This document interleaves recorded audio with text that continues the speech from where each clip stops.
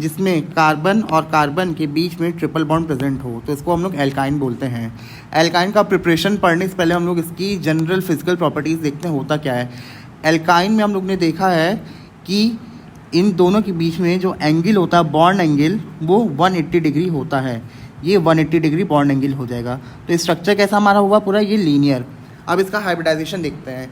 Hybridisation क्या होता है, number of sigma bond plus lone pair. Sigma bond मतलब सिंगल बॉन्ड। तो यहाँ पे देख सकते हैं कि इस इंडिविजुअल कार्बन में कितने सिंगल बॉन्ड है। एक सिंगल बॉन्ड ये हाइड्रोजन वाले के साथ जो अटैच है, एक सिंगल बॉन्ड जो कार्बन कार्बन के बीच में एक ये है। तो 2 ठो सिंगल बॉन्ड है मतलब 2 सिग्मा बॉन्ड है। लोन पेयर कितना 0, तो इसका हाइब्रिडाइजेशन हो जाएगा sp। अच्छा, ये स्ट्रक्चर कैसा है, लीनियर दिख रहा है। हाँ, लीनियर स्ट्रक्चर ये है। अब इसका निकालते हैं percentage S character. Percentage S character हम लोग कैसे निकालते हैं, कुछ नहीं, किसी हाइब्रिडाइजेशन में कितने एस ऑर्बिटल हैं पहले वो लिखेंगे upon total number of orbital into 100। ये हम लोग ने प्रीवियस वीडियोस में देखा था। तो इसमें इसकी हाइब्रिडाइजेशन में हम लोग देख सकते हैं कि एस ऑर्बिटल कितने, एक है तो एक S orbital upon total orbital कितने हो जाएंगे, एक एस ऑर्बिटल एक पी ऑर्बिटल, मतलब 1 + 1 2 इंटू 100। तो इसका परसेंटेज एस कैरेक्टर हमारा 50% आ जाएगा। अच्छा, जिसका परसेंटेज एस कैरेक्टर ज़्यादा होता है तो उसकी एसिडिक स्ट्रेंथ भी ज़्यादा होती है। ये हम लोग ने प्रीवियस वीडियो में देखा था। Percentage S character is directly proportional to acidic strength. तो इसका acidic strength as compare to the corresponding alkene and alkane, इसका एल्काइन का एसिडिक स्ट्रेंथ ज़्यादा होता है। तो इस बेसिस पे एल्काइन के पास एक एसिडिक हाइड्रोजन होते हैं। एल्काइन का मेल्टिंग पॉइंट और इसका boiling point as compare to the corresponding alkene and alkane ज़्यादा होता है। क्यों, क्योंकि हम लोग ने देखा था कि मेल्टिंग पॉइंट जो होता है वो स्टेबिलिटी के ऊपर ज़्यादा डिपेंडेंट होता है, means that is directly proportional to the stability. तो ये देखिए ये स्ट्रक्चर कैसा हमारा आ रहा है, लीनियर स्ट्रक्चर है। तो एक तरीके से ये स्टेबल स्ट्रक्चर हमारा हो गया। तो इस बेसिस पे इसकी मेल्टिंग पॉइंट ज़्यादा होती है एल्काइन की। Alkyne have higher boiling point than the corresponding alkene and alkane. ठीक है, अब हम लोग इसका मेथड ऑफ प्रिपरेशन देखेंगे कि इसका प्रिपेयर कैसे किया जाता है। पहले हम लोग फ्रॉम कैल्शियम कार्बाइड से लेते हैं। कैल्शियम कार्बाइड मतलब CaC2। CaC2 मतलब कैल्शियम कार्बाइड को हम लोग CaC2 बोलते हैं। अच्छा, इसको हम लोग 2 मोल वाटर के साथ रिएक्ट करेंगे। तो वाटर का स्ट्रक्चर कैसा होता है हमारा, बैंड शेप होता है, जिसको हम लोग वी शेप या फिर बैंड शेप भी बोलते हैं, और उसको एंगुलर शेप भी कह दिया जाता है। तो होता क्या है, होता कुछ नहीं है, ये 2 कार्बन इन 2 हाइड्रोजन के साथ अपना बाहर निकलेगा और निकल करके C2H2 का फॉर्मेशन कर देगा। यहाँ से ऐसे हुआ, 2 कार्बन ये है 2 हाइड्रोजन ये निकल करके C2H2 का फॉर्मेशन करेगा। अब कैल्शियम के पास 2 फ्री हैंड खाली होगा तो उसकी जगह दो OH ग्रुप आ जाएंगे। तो यहाँ से कैल्शियम हाइड्रोक्साइड का फॉर्मेशन हो जाता है। दूसरा हम लोग देखते हैं from alkyl halide. Alkyl halide क्या है, कुछ नहीं, यहाँ पे जितने जगह पे अपना हाइड्रोजन प्रेजेंट था वहाँ से हम लोग उसकी जगह एक हैलोजन ला के सब्सटीट्यूट कर दिए। तो यहाँ पे ये हो गया हमारा एल्काइल हैलाइड। अब इस एल्काइल हैलाइड को हम लोग अल्कोहलिक KOH के साथ हम लोग रिएक्ट कराएंगे। तो हम लोग ने देखा था कि अल्कोहलिक KOH क्या करता है, अपना एलिमिनेशन रिएक्शन में काम आता है, और एक्वस KOH हमारा सब्सटीट्यूशन रिएक्शन में काम आता है। तो अल्कोहलिक KOH क्या करेगा, ये हमारा हैलोजन है, एक तरीके का फंक्शनल ग्रुप है, इसके साथ डायरेक्टली जुड़ा हुआ कार्बन क्या होता है, अल्फा कार्बन, और अल्फा कार्बन के बगल वाला कार्बन क्या होता है, बीटा कार्बन। तो होगा क्या, कुछ नहीं, ये ब्रोमीन यहाँ से निकलेगा, ये हाइड्रोजन यहाँ से निकलेगा। जब ब्रोमीन यहाँ से निकला तो एक फ्री हैंड यहाँ खाली हुआ, जब हाइड्रोजन यहाँ से निकला एक फ्री हैंड यहाँ खाली हुआ, दोनों आपस में मिलकर बॉन्ड बना देंगे। तो ये हमारा स्ट्रक्चर बन गया।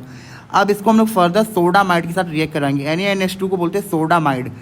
ये क्या करेगा, ये कुछ नहीं, इस रिएक्शन को आगे और फर्दर प्रोसीड कराएगा। यहाँ से जो ब्रोमीन है इस ब्रोमीन को लेगा, इसको रिमूव करेगा।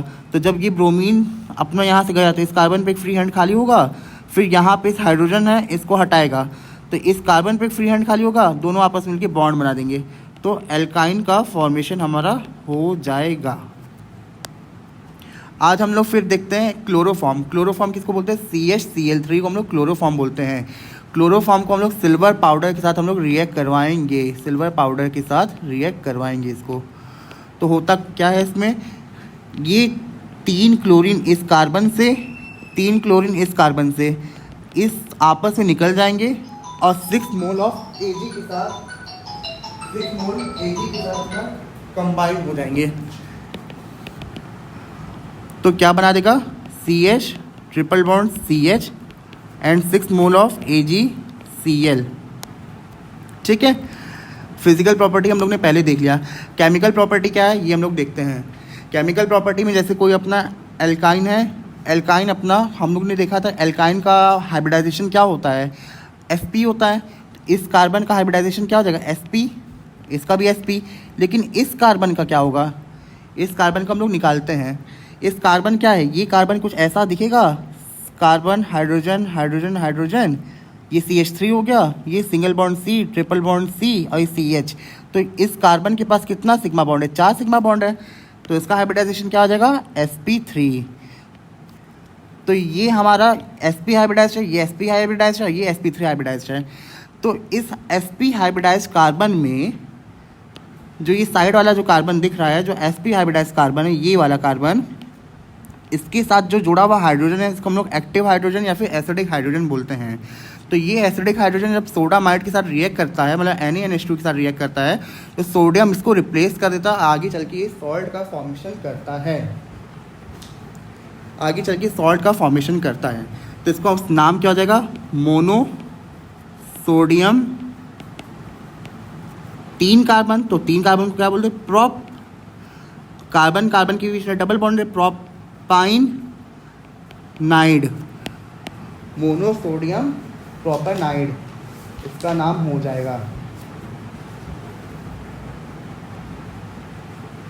फिर आगे हम लोग देखते हैं, अच्छा इस ऑर्गेनिक कंपाउंड को देखते हैं, इस एल्काइन को देखते हैं। ये कार्बन क्या है, sp हाइब्रिडाइज्ड, ये भी कार्बन sp हाइब्रिडाइज्ड।